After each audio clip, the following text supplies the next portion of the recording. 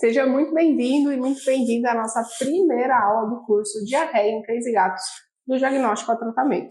Eu sou a professora Helena e antes de a gente começar, eu queria lembrar que essa aula é destinada exclusivamente para médicos veterinários e estudantes de medicina veterinária. Aqui nesse curso, nós vamos te mostrar como dominar a conduta clínica nos quadros de diarreia em cães e gatos, garantindo rapidez, precisão e eficácia no diagnóstico e tratamento.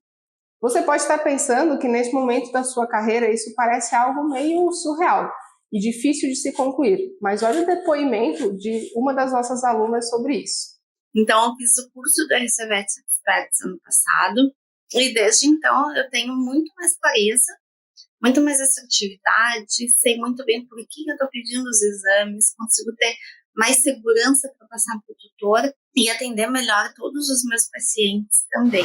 E mesmo sendo formada há bastante tempo, eu ainda tinha algumas dúvidas, algumas inseguranças na minha rotina, na condução dos casos dos meus pacientes, em lidar com os proprietários, né? Por que eu estava solicitando aqueles exames. E muitas vezes isso me prejudicava bastante no meu dia a dia. Então, eu fiz o curso do RCVET Experts ano passado e desde então eu tenho muito mais clareza, muito mais assertividade, sei muito bem por que eu estou pedindo os exames, consigo ter mais segurança para passar para o tutor e atender melhor todos os meus pacientes também. Vale muito a pena o investimento para a carreira, para a vida profissional, assim, de uma maneira espetacular. Vale a pena. Então, pessoal, antes de nós entrarmos mais especificamente no tema dessa aula, que são os equívocos cometidos ao atender o paciente com diarreia, eu queria compartilhar mais com vocês sobre os meus erros, os meus equívocos. E eu cometi muitos já na minha carreira, e eu acredito que a gente, sabendo dos erros, identificando esses erros, a gente consegue cometer menos erros, né? E vocês sabendo dessa experiência vai ajudar com certeza vocês aí na rotina. E o fato é que quando eu comecei a atender, eu achava que diarreia era deficiência de metronidazol. Né? Eu identifiquei muitos pacientes com diarreia, especialmente aqueles que tinham sangue nas fezes, com metronidazol. E na época, a gente recebia essa instrução na faculdade. Diarreia com sangue, pode ter translocação bacteriana, tem que usar antibiótico. Essa era a instrução. Isso já mudou faz tempo. Inclusive, eu encontro artigos da época que diziam o contrário, mas mesmo assim eu aprendi desta forma na faculdade. E aí que mora o primeiro grande problema. Na faculdade, a gente vê muitas doenças específicas, né? Parvovirose, sinomose, leptospirose, leishmaniose. São doenças bonitinhas, tipo giardíase e isosporose, bonitinhas como a gente vê nos livros. Só que na rotina clínica, a gente não atende o paciente com um diagnóstico específico. A gente precisa partir de um problema clínico, por exemplo, diarreia, que é o tema do nosso curso, e a partir deste problema clínico, decidir a conduta, muitas vezes decidir aspectos do tratamento antes de ter um diagnóstico etiológico e definitivo. E é justamente esse descompasso entre o que se vê na graduação, a forma que se vê, que se aprende essas doenças bonitinhas. E na rotina a gente chega com o paciente com febre, diarreia, vômito, com sinais inespecíficos, que gera conflito na interpretação do aluno, óbvio, porque se aprende de um jeito e na rotina de outro, e faz com que a gente tenha uma tendência mais forte de cometer erros e tomar decisões inadequadas à nossa rotina. Eu comecei a dar aula muito cedo na minha trajetória profissional. Me formei lá no UDESC, na Universidade do Estado de Santa Catarina, em Lages, e comecei a trabalhar numa clínica na mesma cidade, uma das maiores clínicas lá da cidade. Antes disso, eu fiz residência em clínica de cães e gatos. Aí já comecei a trabalhar na clínica particular, e 2 anos depois, então, comecei a dar aula na faculdade. E como eu tinha recém saído da faculdade, faziam 3 anos, e ficou muito evidente para mim que a forma como eu ensinava, os meus professores me ensinavam, e a forma como que a gente via as coisas na rotina eram completamente diferentes.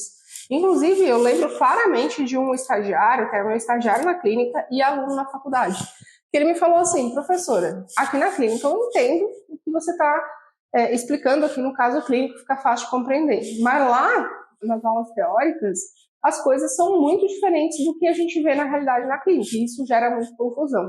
E eu concordo assim embaixo. O método de ensino voltado somente para doenças específicas, que não ensina raciocínio clínico, que não ensina abordagem de problemas clínicos inespecíficos, vai gerar confusão, porque o que a gente atende na rotina não condiz com o que é ensinado em sala de aula.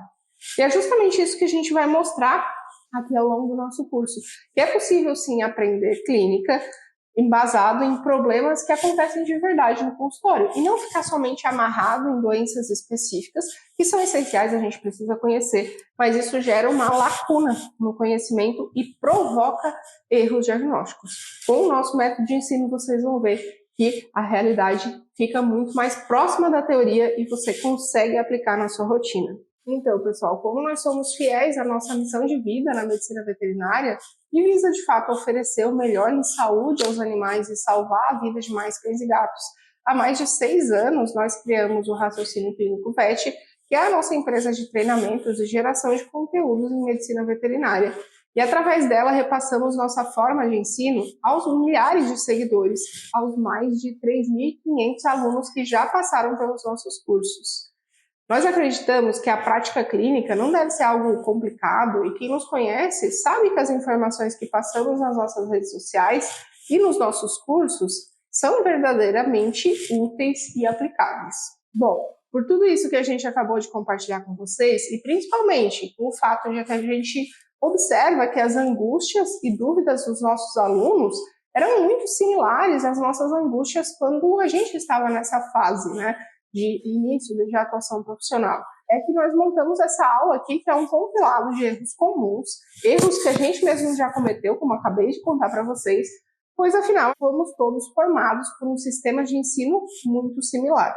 Então, pessoal, nessa aula a gente vai falar sobre os principais equívocos ao atender um paciente com diarreia, mas antes de começar, eu queria dar um recado especial para vocês. No final do curso, nós vamos sortear uma bolsa de 50% para o curso de pós-graduação em clínica de cães e gatos, mas somente na última aula, então esteja aqui ao vivo em todas as aulas para não perder esse super sorteio. Bom, antes de falar como conduzir um caso de diarreia com assertividade, sem cometer erros diagnósticos, rapidez no diagnóstico, saber o que fazer no tratamento, a gente precisa entender como que acontecem os erros médicos, né, gerais e específicos em casos de diarreia, que é o tema da nossa aula de hoje. Na medicina tem inúmeros estudos falando do quanto erros médicos causam danos. E na medicina veterinária é muito similar, a gente já vai ver aqui alguns pontos gerais, né, de erros médicos, como eles impactam na saúde pet e na intervenção inadequada com esses pacientes. Então, esse estudo aqui da medicina, ele mostrou que erros médicos são a terceira principal causa de morte em um levantamento feito nos Estados Unidos, perdendo só para doenças cardiovasculares e câncer, e que 1 em cada 7 diagnósticos feitos lá na época dessa pesquisa, se não me engano foi 2016, já tinham sofrido algum erro diagnóstico, 1 em cada 7 diagnósticos estava errado e 1 em cada 3 pessoas já sofreu algum dano, não necessariamente óbito, mas tem vários óbitos em consequência de erros médicos. Na medicina, os principais erros cometidos são erros relacionados a sistema de informação mesmo, de transferência de informação, e principalmente erros cognitivos, erros de processamento de dado em relação ao quadro clínico do paciente, de interpretação desses dados, por vários motivos que a gente vai ver ao longo da aula, mas principalmente porque o modelo de ensino tradicional, tanto na medicina quanto na veterinária, ele tem como foco principal a doença específica. No nosso caso, né, doenças específicas, parvovirose, leishmaniose, sinomose, giardíase, a gente conhece a doença, a giardia tem tal aspecto clínico, epidemiológico, o diagnóstico feito de tal forma e o tratamento de tal forma. E na rotina, a gente não atende pacientes com quadros clínicos bonitinhos de livro de doenças específicas. A gente atende um paciente lá com diarreia, com vômito, com febre, e precisa correr atrás desse diagnóstico. Então, essa discrepância do que a gente vê na teoria com o que a gente vê na prática provoca erros cognitivos e existe alternativa para não ser desse jeito, a gente vai mostrar para vocês. Essa outra revisão aqui avaliou a prevalência, a severidade e a natureza, né, de erros médicos. E o que eles viram? Né? Que 1 em cada 10 pacientes eles sofreram danos evitáveis durante o cuidado hospitalar. Isso em humanos. E tem mais estatística, mas na veterinária é pior e parecido. E isso resultou em 2,6 milhões de mortes por ano no mundo. Na veterinária, né? o que a gente tem? Tem poucas pesquisas, mas a gente tem essa aqui de 2021, falando de como os veterinários conseguem sobreviver aos erros na prática e que a gente precisa falar sobre isso, porque parece que é meio, não vamos falar sobre isso, vamos ficar quietinho, ninguém erra. Não, todo mundo já errou e a gente consegue traçar estratégias para errar menos. E essa pesquisa, ela trouxe que veterinários sofrem de muitos problemas mentais, burnout, depressão, inclusive a taxa de pensamentos suicidas na classe veterinária é muito alta.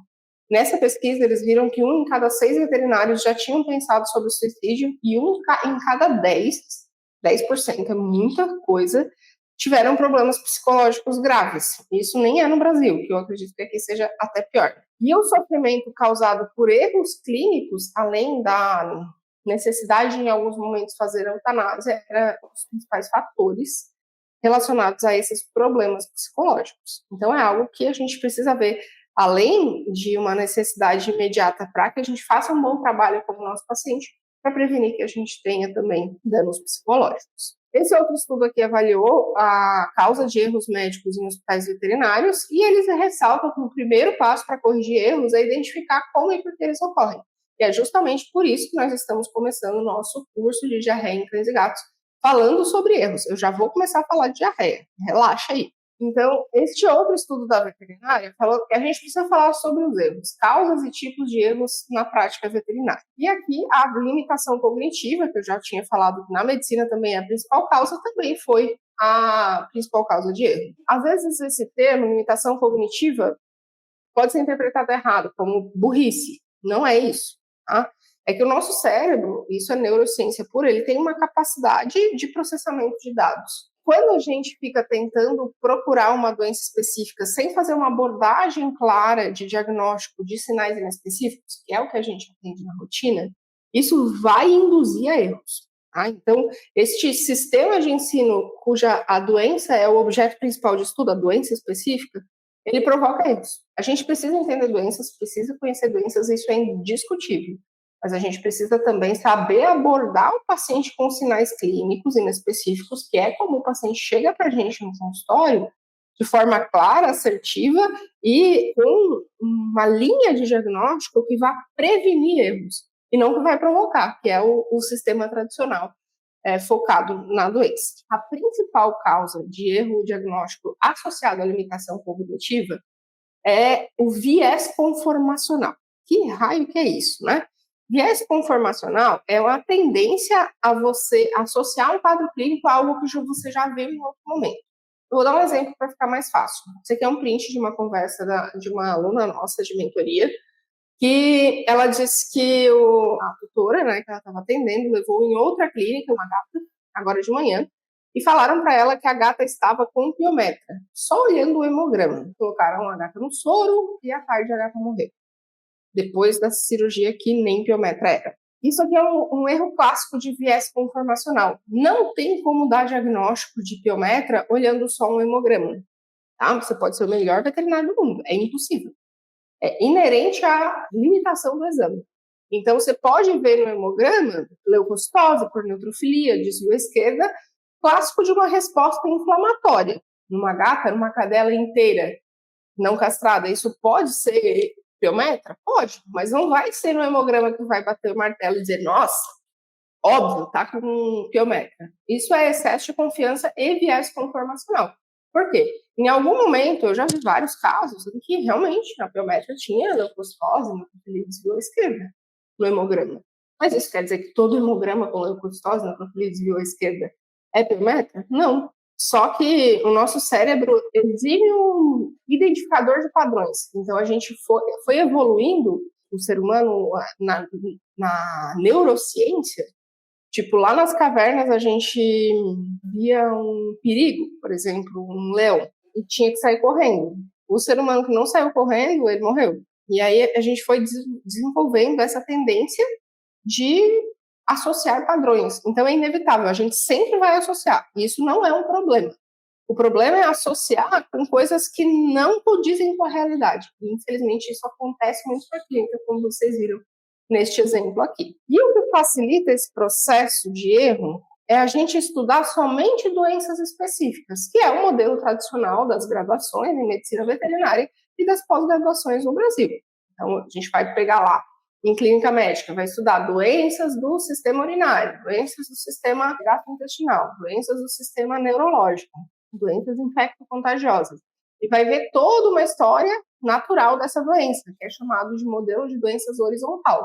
Então, a gente vê etiologia, epidemiologia, aspectos clínicos, diagnóstico, tratamento e prognóstico de uma determinada doença, aqui o exemplo da sinomose. E isso vai formando um banco de dados, então a gente precisa conhecer as doenças, isso é indiscutível. Agora, o que você não pode fazer, e não deve, pelo menos, e que a maioria está preso nessa armadilha de diagnóstico, é estudar somente doenças específicas e não saber o passo a passo de abordar problemas clínicos inespecíficos e aplicar o raciocínio clínico de forma assertiva com estratégias anti-erro. Então, quando a gente só estuda doenças, o diagnóstico ele vai depender de realmente você ter absorvido esse conteúdo das doenças específicas, das atualizações, porque as doenças elas podem mudar de apresentação, e da capacidade de recuperar essas informações na cabeça junto com a intuição clínica. Então, depender só da capacidade de lembrar e da intuição é arriscado.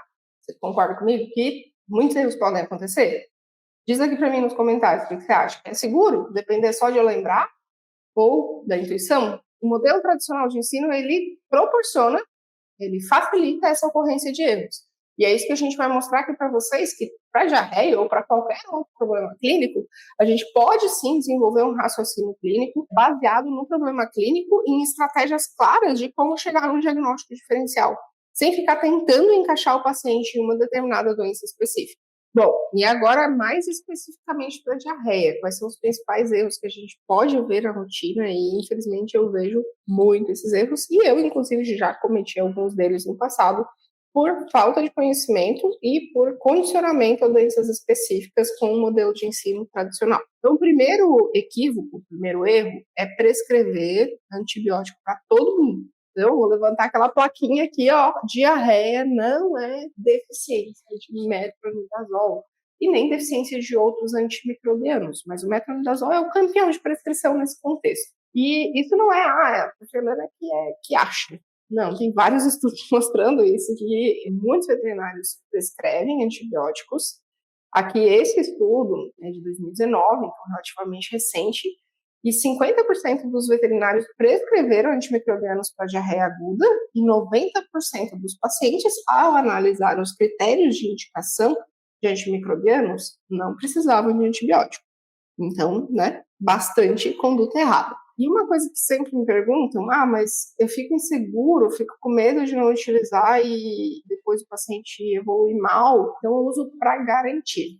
Para garantir o quê? Uma desbiose? Para garantir resistência bacteriana? Então, isso não é desculpa, para garantir, por segurança. Existem critérios claros, você precisa saber quando usar e quando não usar, senão você vai continuar errando. Tá? Então, por que a gente não deve usar para todo mundo? Né? Quais seriam os problemas de usar para todo mundo? Um dos motivos é a disbiose. Os antibióticos eles podem perturbar a microbiota intestinal e acabar selecionando bactérias ruins, né, que vão aumentar a produção e liberação de toxinas, ainda, além disso, levar ao desenvolvimento de bactérias resistentes. Tem vários estudos mostrando isso já, que a resistência bacteriana em trato gastrointestinal, devido ao uso disseminado e indevido de antimicrobianos, ela é muito grande. E a disbiose provocada por um uso único de antimicrobiano, 3, 5 dias, 7 dias de tratamento, ela pode perdurar por anos. Não é só naquele momento que vai ter esse efeito. Então, é algo que a gente precisa tomar muito cuidado na nossa rotina, pensando nesse indivíduo em si que vai sofrer com esse processo, na comunidade, nos animais e pessoas que estão ao redor dele devido à resistência bacteriana. Esse outro estudo aqui avaliou, né, a presença de bacteremia em cães com síndrome da diarreia hemorrágica. E foi visto que a prevalência de bacteremia em cães com síndrome da diarreia hemorrágica é baixa e não diferiu de cães com controle saudáveis. Os que tinham diarreia hemorrágica não tiveram mais bacteremia do que cães que não estavam com diarreia e teoricamente estavam saudáveis. Então, qual é a vantagem de usar antimicrobiano nesse quadro? Nenhum, só vai causar danos, tá?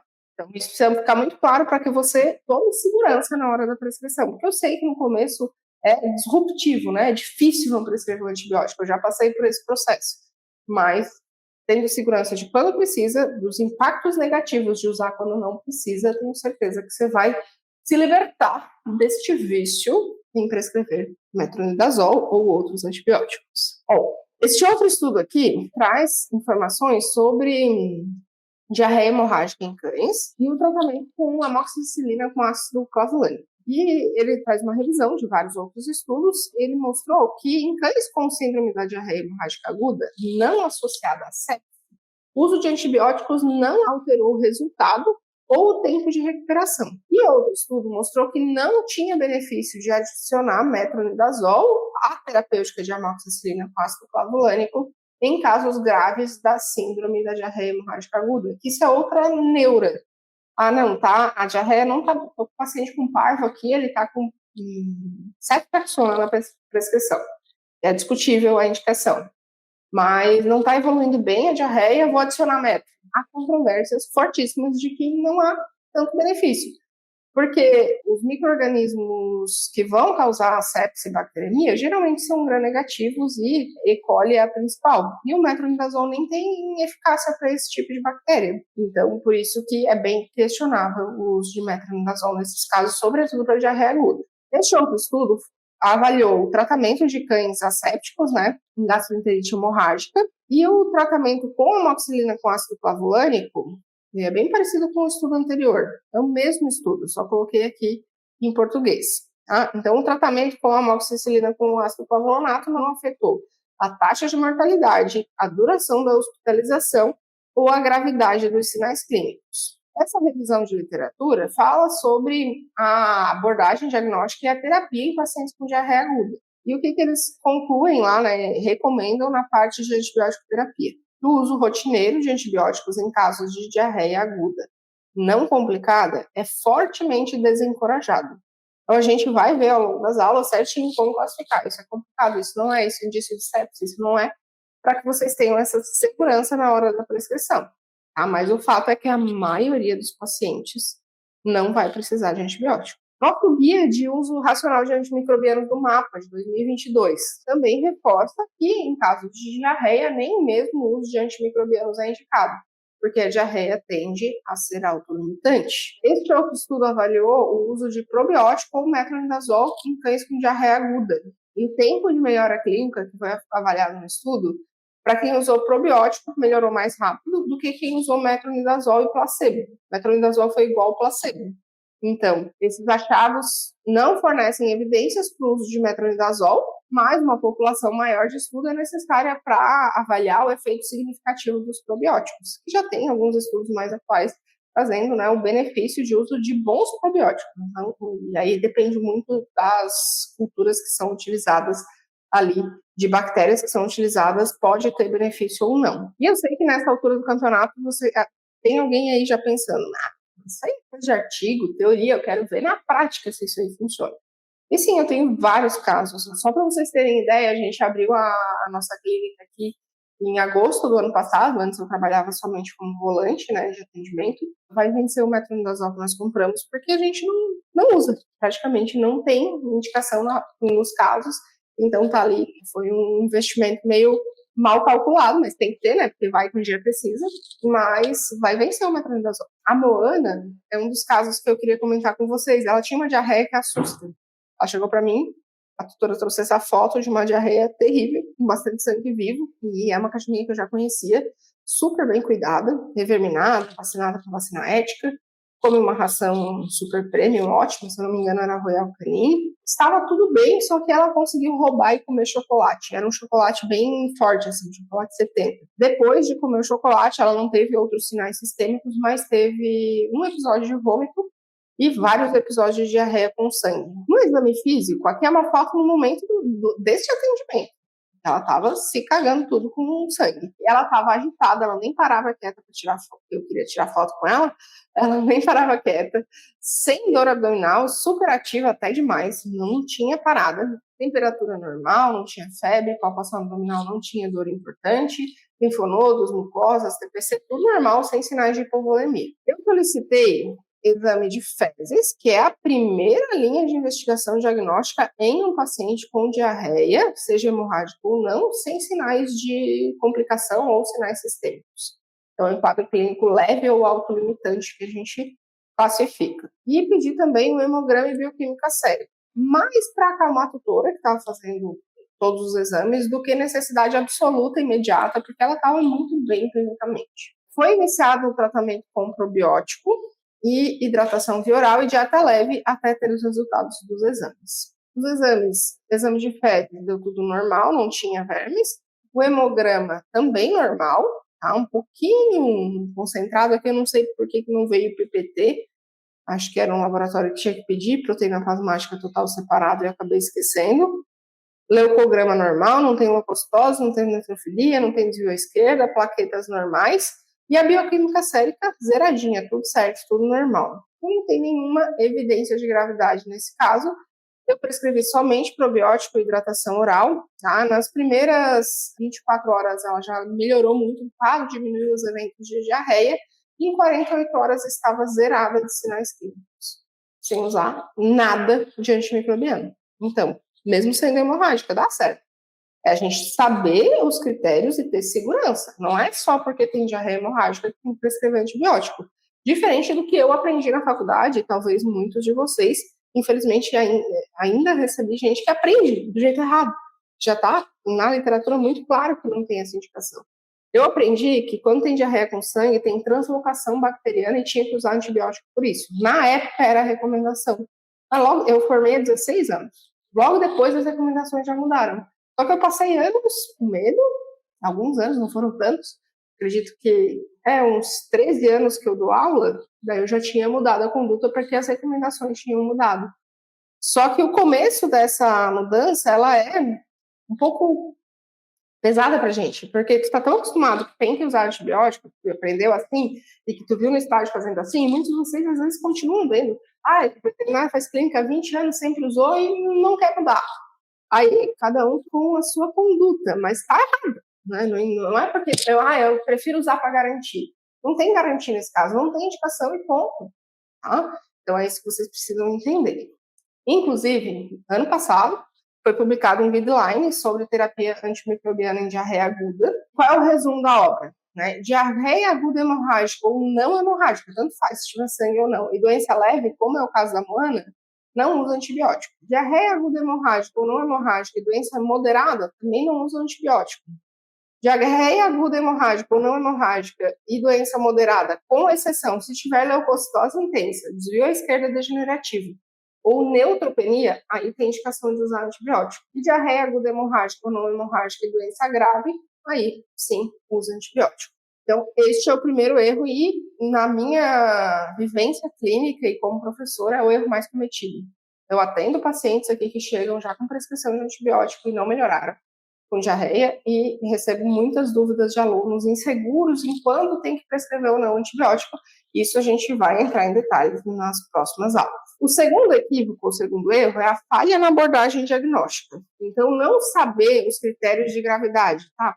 Uso um caso leve, moderado não usa, mas quando que é leve ou moderado? E padronizar exames sem uso de critérios clínicos de prioridade, tipo, vou fazer hemograma, bioquímica, ultrassom em todo mundo, e não faz o que é mais indicado naquele caso, como, por exemplo, da Moana seria indicado o exame de fezes. Atraso na conduta devido a exames desnecessários, também é uma consequência, né, de não saber esses critérios exatos de como conduzir cada situação clínica.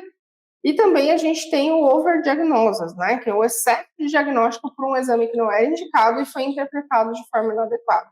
Eu vejo isso muito na ultrassonografia. Deve-se fazer em pacientes com diarreia? Muitas vezes sim.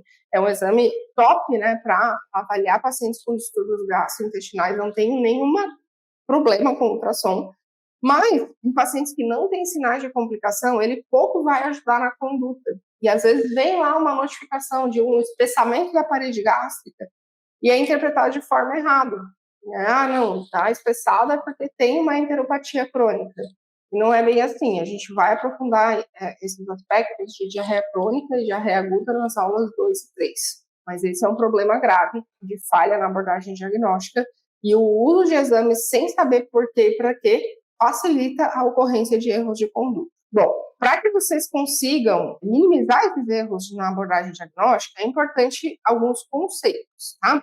Saber o que é uma diarreia aguda, o que é uma diarreia crônica, a gente já vai ver também. Saber identificar sinais de intestino delgado e intestino grosso. Conhecer os principais mecanismos fisiopatológicos das diarreias, se ela é de origem osmótica, secretória, permeabilidade aumentada ou ainda alterações de motilidade. A gente pode ter alterações na motilidade causando tanto hiper quanto hipomotilidade podem causar diarreia. A gente pensa em diarreia, aumenta a quantidade de fezes, hiper, né? Mas nem sempre, às vezes a gente pode ter hipomotilidade provocando diarreia. Conhecer as principais etiologias, a gente já vai ver algumas tabelas de diagnóstico diferenciais que vão ajudar vocês a não esquecer os diferenciais na hora de atender um paciente com diarreia.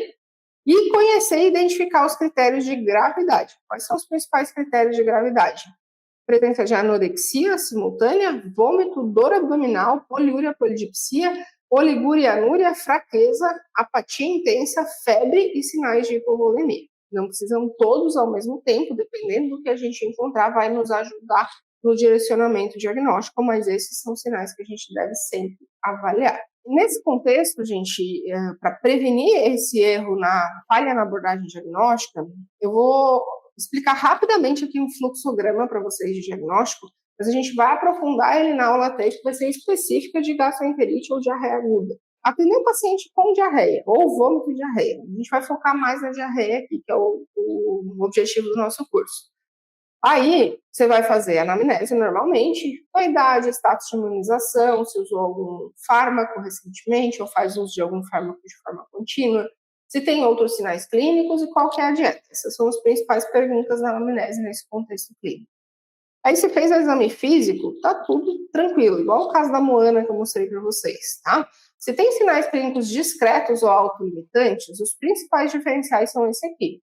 Imprudência dietética, no caso da Moana era chocolate, uso de fármacos, substâncias químicas e material estranho. Exame fecal é essencial nessa abordagem diagnóstica, não pode pular essa etapa, mesmo que tenha usado vermífugo.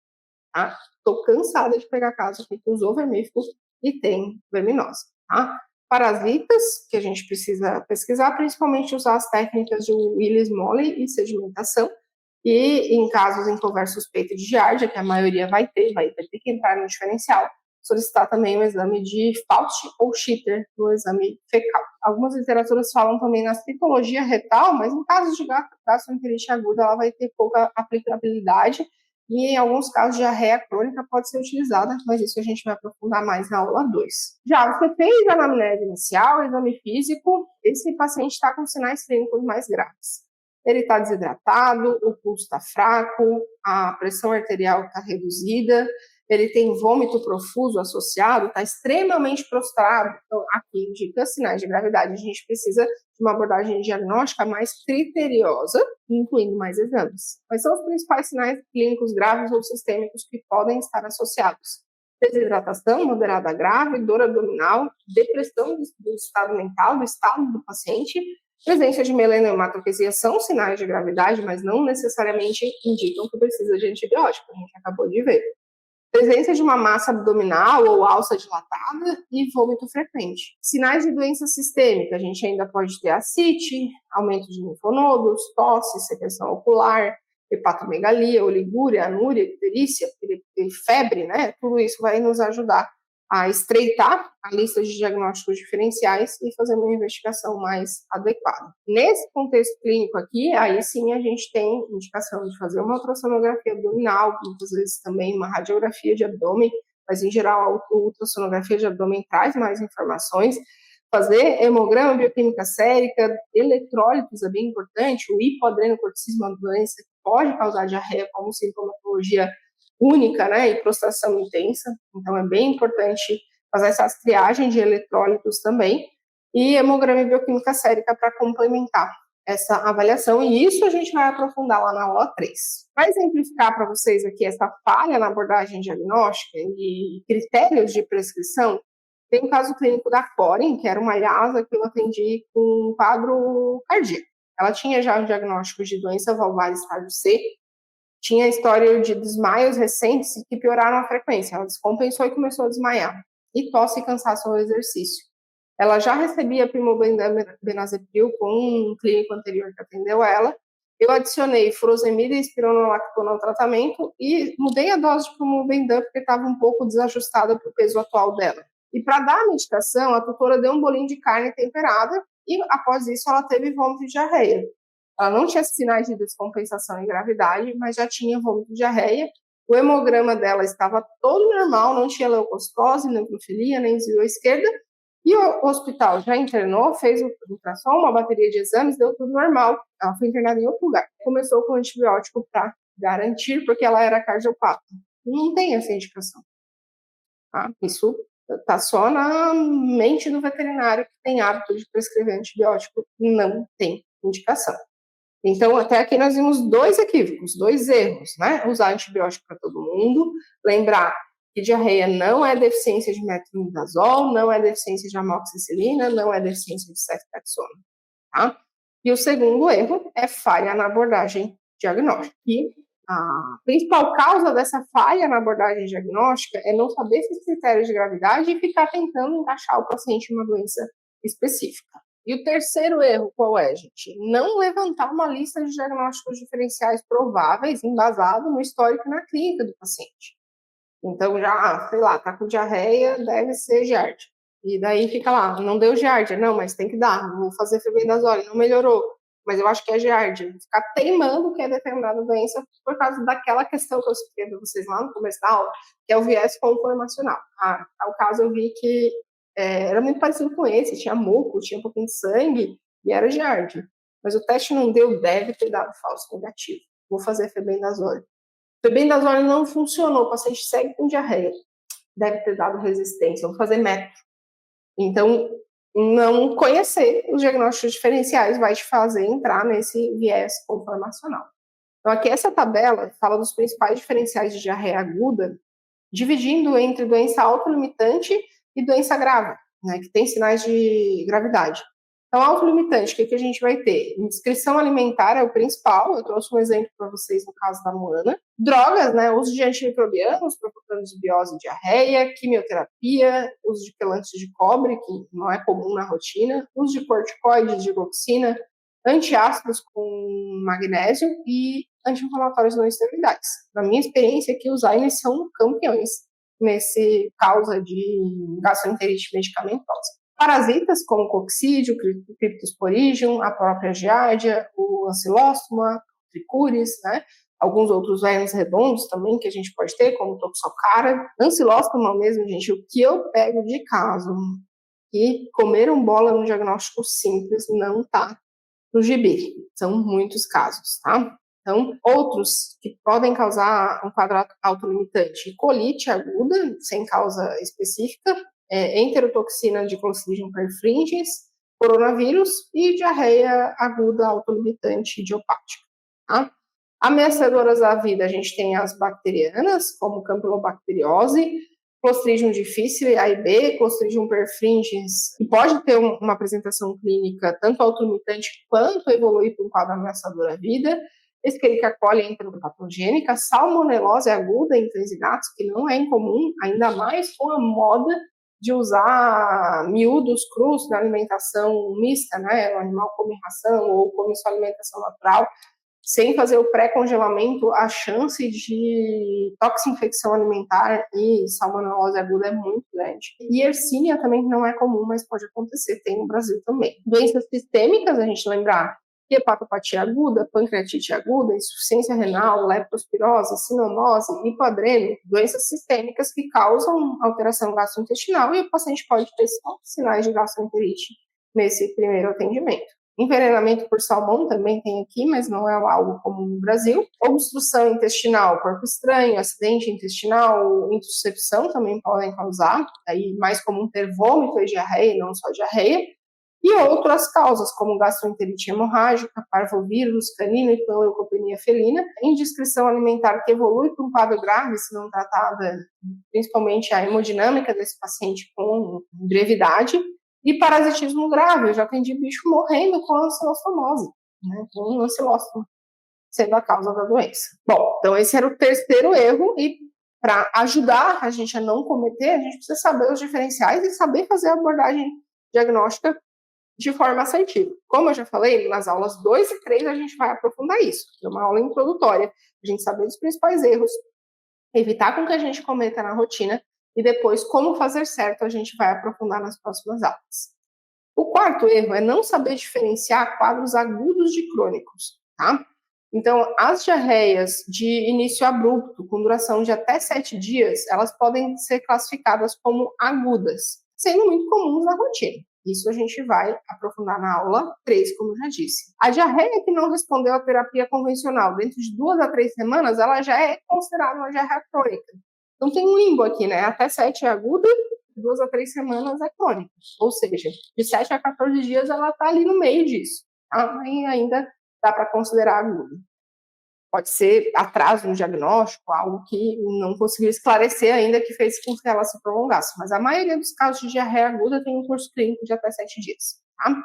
Se tiver diarreia intermitente, se considera como uma diarreia crônica para abordagem diagnóstica. E isso muda a tua abordagem, por isso que a gente separou em aulas diferentes para poder aprofundar nesses temas. Então, a gente vai aprofundar diarreias agudas na aula 3 e diarreias crônicas na aula 2. Ah, lembrando que a aula 2 é na quarta-feira, às 20 horas, com o professor Paulo. O quinto erro é identificar clinicamente ou no ultrassom que o intestino está inflamado.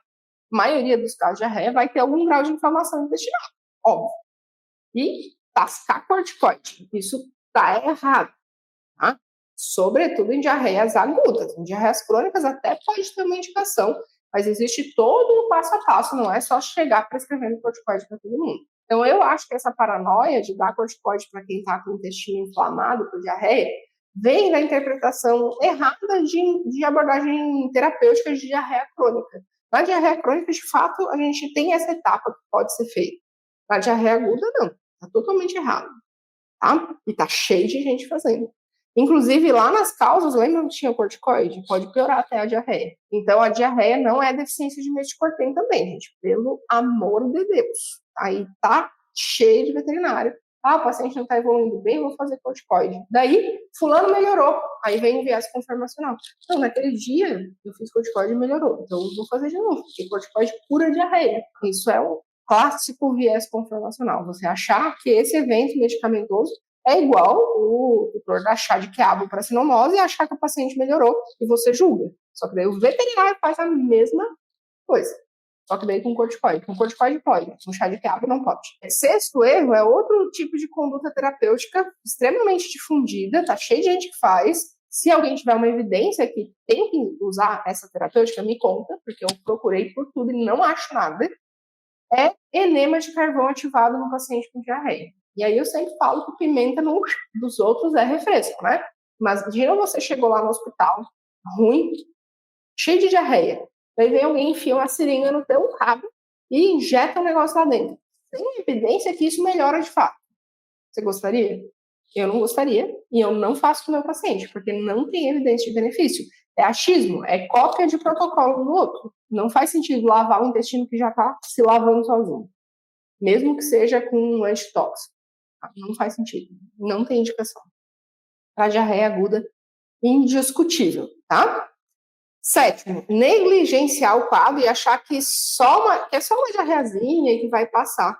Então, tem o veterinário exagerado, que é dar antibiótico para todo mundo por precaução. E tem também o desleixado, que negligencia o quadro de diarreia. Então, tomem muito cuidado. Se você chega com um paciente que está com um quadro clínico leve, mas ele não responde à terapêutica, ele para de comer, a diarreia persiste ou aumenta, esses animais eles devem ser monitorados de perto e tratados como se fosse uma diarreia complicada, mesmo que no exame inicial você não tenha encontrado sinais de gravidade. Eu já vi paciente morrer na internação por diarreia mal cuidada e negligenciada. Também lembrar que doenças crônicas, elas podem se apresentar inicialmente de forma aguda. Às vezes o animal é de quintal, faz cocô na grama, não foi visto em outros eventos, ele já tem um quadro crônico, mas que parece agudo. Então, muito cuidado aí na anamnese para não negligenciar essas informações e acabar investigando de forma errada.